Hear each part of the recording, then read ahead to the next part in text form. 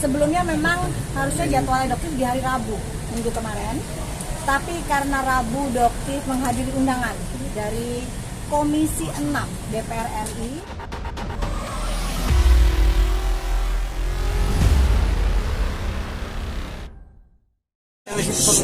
Terima kasih ya sebelumnya buat teman-teman yang udah nungguin ya dari tadi ya. Punten banget mungkin nungguin agak lama, tapi alhamdulillah kita selesai sebelum waktu azan maghrib berbuka. Oke, jadi mungkin yang menjadi pertanyaan, kenapa hari ini Doktif datang? Sebelumnya memang harusnya jadwalnya Doktif di hari Rabu minggu kemarin, tapi karena Rabu Doktif menghadiri undangan dari Komisi 6 DPR RI, di mana di sana akhirnya memutuskan bagaimana BPKN akan menjadi suatu lembaga institusi negara yang bisa melindungi konsumen yang dirugikan. Jadi mungkin nanti pionirnya mungkin Doktif ya yang akan menjadi jalan pembuka bagaimana konsumen Indonesia bisa melaporkan kerugian yang sudah didapatkan. Ya, oke, yang pertama. Yang kedua adalah hari ini pelaporan dari Dr. Richard, ya, melaporkan Doktif atas kasus suplemen White Tomato, pencemaran nama baik, dan dengan perkataan Doktif yang mengatakan bahwa suplemen White Tomato itu apa bilangnya?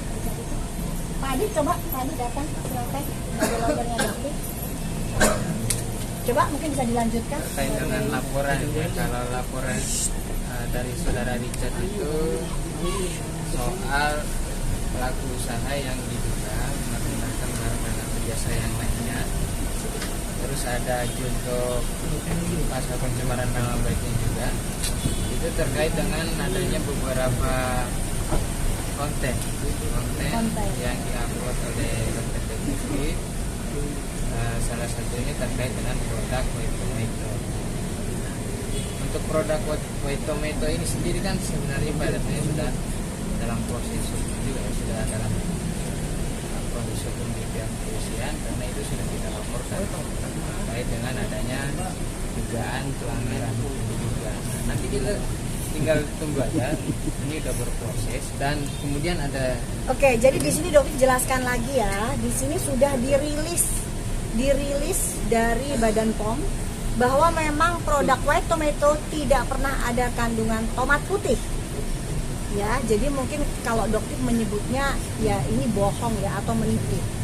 Gitu. Karena dengan menambahkan stiker aja sehingga, dan iklan beliau pun mengatakan bahwa produknya mengandung ekstrak tomat putih. Jadi untuk DRL, please Doktif mohon jangan lagi berlagak seperti amnesia. Ya, kamu selalu melakukan iklan, menyebarkan iklan bahwa suplemen kamu mengandung tomat putih. Dan akhirnya terima kasih apresiasi kepada Prof. Taruna dan Badan POM akhirnya mengeluarkan merilis pelanggaran terhadap relabeling dan iklan suplemen kesehatan WT. Sudah jelas ya. Di sini nggak cuman ada 5 pelanggaran yang sudah dilakukan. Oke? Jadi di sini dipasang stiker sendiri. Dan masyarakat mungkin tahu ya apa alasannya. Karena produk ini sama dengan produk Glubio yang dijual di pasaran seharga 300.000. Tetapi dengan menempelkan stiker, maka harganya bisa menjadi 1.500.000. Dan inilah yang salah satu poin yang Richard melaporkan Doktif.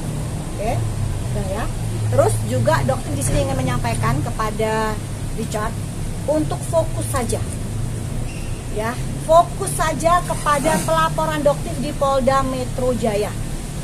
Jangan menggiring opini ke masyarakat. Istri kamu sudah dipanggil, tetapi mangkir dari panggilan. Jadi Doktif mohon silakan kooperatif saja dengan panggilan Polda Metro Jaya. Karena dalam waktu dekat, insya Allah beliau pun akan dipanggil oleh Polda Metro Jaya untuk mempertanggungjawabkan produk yang sudah dia jual. Bukan cuma ini, ada beberapa produk lain yang terindikasi diduga juga melakukan pelanggaran. Ya. Dok, tadi pertanyaan berapa dok pemeriksaannya dok? Berapa pertanyaan? 20-an mungkin ya. Seputar apa aja? Ya Ya seputar, seputar itu aja, seputar konten, eh, seputar itu, seputar surat izin praktek ya. Jadi yang juga dipertanyakan adalah doktif memang ya mengunjungi. Jadi sebelum doktif itu mengungkap fakta atau data atau berucap, itu doktif akan selalu melakukan research atau penelitian lebih dahulu. Ya, jadi doktif mendatangi klinik beliau di Palembang. Dan memang doktif melihat, dan pengakuan dari dokter pun sama. Apakah ada di situ surat izin praktek Dokter Richard? Doktif tidak melihat. Ya, jadi fakta yang doktif omongkan adalah fakta, bukan kata-kata opini atau asumsi. Ya, jadi doktif yakin dari Polres Metro Jakarta Selatan juga akan melihat fakta-fakta yang ada.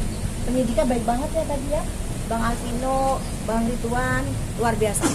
Dan doktif yakin bukti-bukti juga mereka dengan jelas mereka lihat. Ya, jadi kita percayakan saja dengan penyidik, oke? Dok, Terus, terkait apalagi? dari BPOM bahwa seorang dokter tidak boleh mereview produk, itu gimana dok? Kenapa? Terkait pernyataan dari BPOM bahwa seorang dokter tidak boleh mereview sebuah produk, itu gimana? Kalau selama ini sih dokter mendapatkan informasi tidak begitu ya, apalagi produk-produk yang tidak memiliki izin Badan POM, apalagi produk-produk yang mengandung merkuri, itu tidak pernah ada masalah. Silahkan dokter lanjutkan review, ya. Jadi jangan juga ikut tergiring opini, oke? Terus juga untuk AS yang mengatakan bahwa dokter tersangka di Medan, ya. Doktif mohon jangan ngotot banget dong lawyernya itu, kok memaksakan banget doktif jadi tersangka. Kayaknya pengen banget kayaknya doktif masuk gitu ya. Jadi lawyer yang profesional, melihat fakta dan data. Ya bukan karena keinginan nafsu dari kliennya. Kalau memang doktif tidak terbukti, bahkan memang kliennya ada justiper, ya terbukti semua. Bahkan bukti-buktinya sudah diserahkan ke penyidik.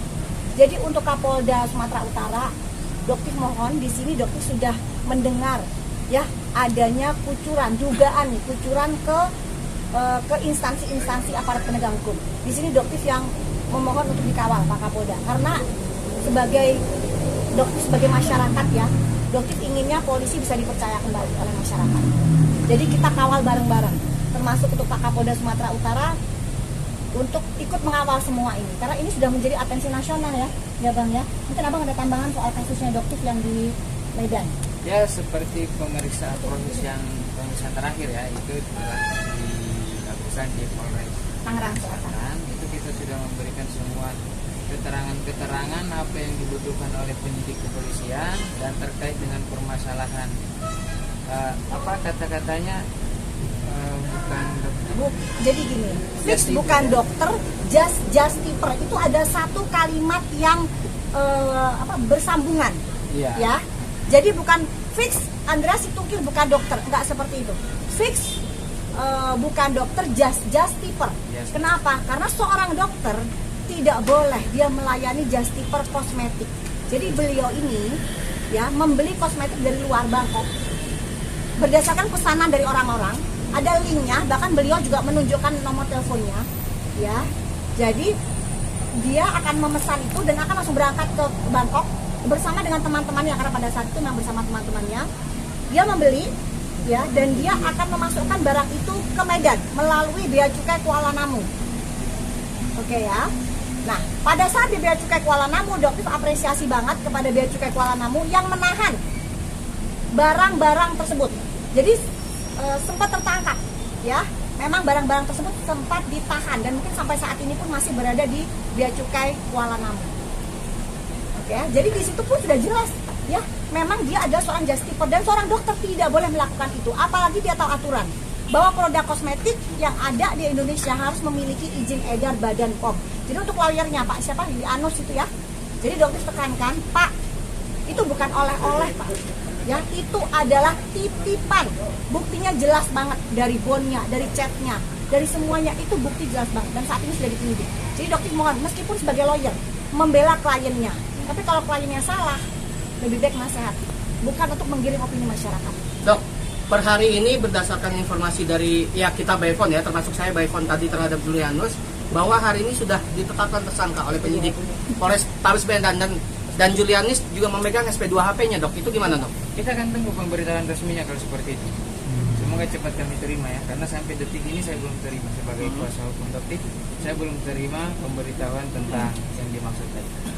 Dan sekali lagi ya, apapun yang terjadi, misal Doktif sebagai tersangka, apakah Doktif malu? Tidak. Doktif bangga.